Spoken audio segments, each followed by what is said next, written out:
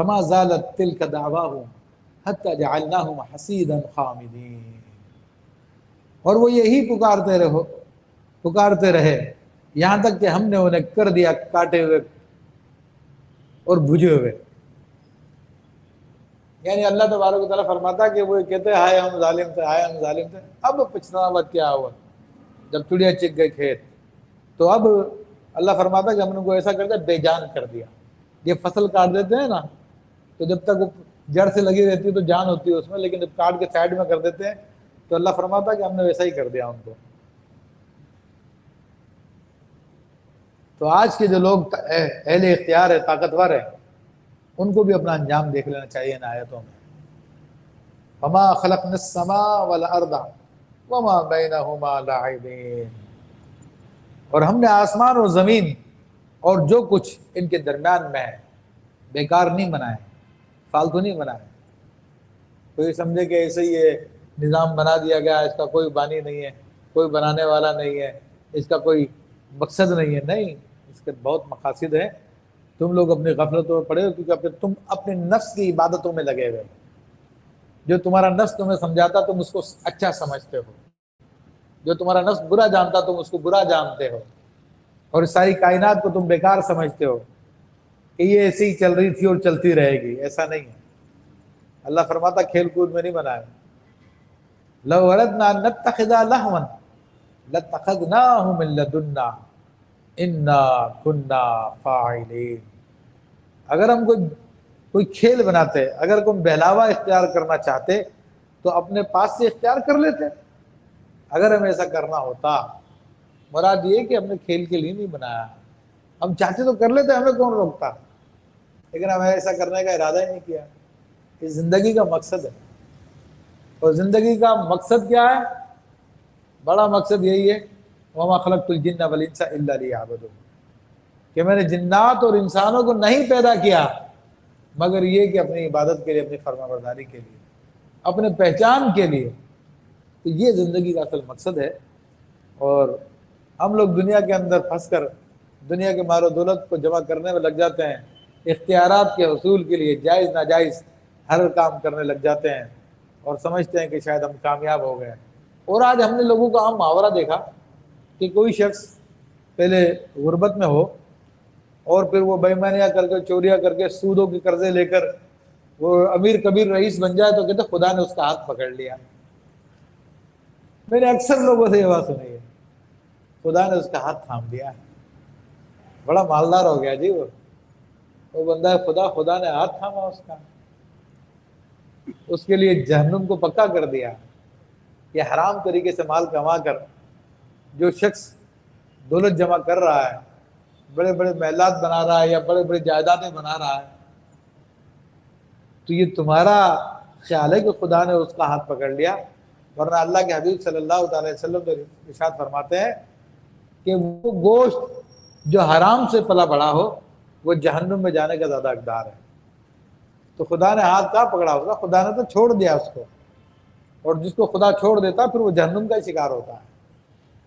تو کیونکہ ہماری سوچ بھی ان لوگوں سے متاثر ہوتی ہے اور ہم دنیا کے زیب و زینت کو سب کچھ سمجھتے ہیں، بہت اچھا سمجھتے ہیں، حالانکہ پچھلی صورت میں یہ ساری باتیں گزر چکی ہے کہ دنیا کی زینت کی طرف توجہ مت کرو، دنیا تو تھوڑی سی ہے، بس اپنا گزارا کرو، یہاں سے نکلو. تو اللہ تعالیٰ فرماتا ہے، میں نے زندگی کا مقصد بتایا اور پھر یہاں قرآن بھی بیان فرما رہا کہ بل نقذف بالحق علی الباطل فیدمغه فاذا هو زاهق، بلکہ ہم حق کو باطل پر پھینک مارتے ہیں تو وہ اس کا بھیجا نکال دیتا ہے، تو جب بھی وہ مٹ کر رہ جاتا ہے. تو یہ اللہ تعالیٰ کا نظام ہے، سسٹم ہے کہ باطل کو چھوڑ دے دیتا ہے. باطل جب پھلنے پھولنے لگ جاتا ہے اور پورے عروج پہ پہنچ جاتا ہے تو پھر اللہ تبارک تعالیٰ حق کو لے کے آتا ہے، حق کو ظاہر فرماتا ہے، اور جب حق ظاہر ہوتا ہے تو باطل کا بھیجا نکال کے رکھ دیتا ہے، باطل کو ختم کر کے رکھ دیتا ہے. جس طرح کہ آپ نے دیکھا کہ مدینہ منورہ کی جو اسلامی ریاست قائم ہوئی اور چند سالوں کے اندر دنیا کے سپر پاوروں کو اس نے تہس نہس کر کے رکھ دیا. کتنے عروج پہ پہنچے ہوئے تھے رومی، کتنے عروج پہ پہنچے ہوئے تھے ایرانی. پھر اس کے بعد بیت المقدس پہ قبضہ ہوا اور ساری اسرائیل دنیا کا غلبہ تھا. تو پھر اللہ تبارک و تعالیٰ نے سلطان صلاح الدین ایوبی رحمۃ اللہ علیہ کو کھڑا کیا، جو تھوڑے سے لوگوں کے ساتھ پوری دنیا عیسائیت، پوری یورپ کو انہوں نے نچا کے رکھ دیا اور بیت المقدس کو انہوں نے آزاد کروا دیا. یہ اللہ تبارک و تعالیٰ کا طریقہ ہے. پھر اس کے بعد کے زمانے دیکھیں آپ، ترکی کی سلطنت رہی، سلطنت عثمانیہ اتنے عرصے رہی، ہندوستان کے اندر سلطنت مغلیہ رہی، سارے کے سارے معاملات رہے. پھر ایسا ہی ہوگا، پھر زوال آتا ہے، پھر عروج آتا ہے، لیکن آخر کو فتح حق کی ہوتی ہے. اقبال نے کہا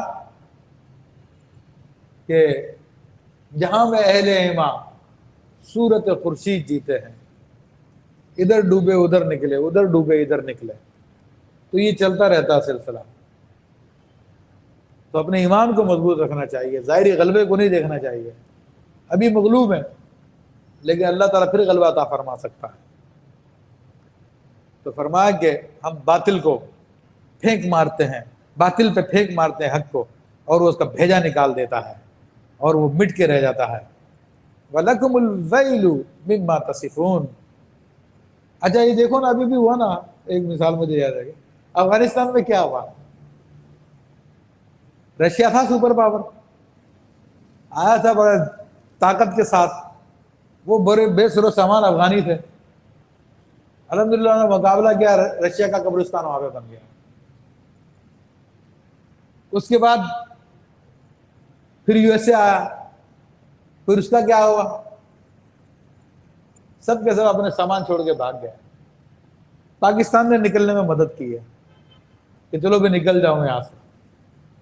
اب وہی لوگ جن کو ہمارے لبرل کہتے ہیں جاہل، ان پڑھ، فلاں اور ڈمکا اور یہ اور وہ، آج پوری حکومت کو چلا رہے ہیں، سارے معاملات کو چلا رہے ہیں. یہ دیکھیں اللہ تعالیٰ کا سسٹم دیکھیں آپ نے کہ وہ بے اسلحہ لوگ ہیں، ان کے پاس نہ کوئی جدید ہتھیار ہے نہ کچھ ہے. یہاں پر دنیا کی سب سے بڑی آرمی موجود ہے، سب سے زیادہ اسلحہ موجود ہے، ایٹمک پاور موجود ہے، سب کچھ ہے، لیکن دم دبا کے بھاگی نا. دیکھا آپ نے اللہ کا نظام ایسا ہی ہوتا ہے، ہمارے یہاں پہ بھی ایسا ہی ہوگا. لیکن اہل ایمان کو چاہیے کہ قائم رہیں، وہ اس باطل کی اس چمک دمک سے مرعوب نہ ہو، ان سے متاثر ہونے کی ضرورت نہیں ہے.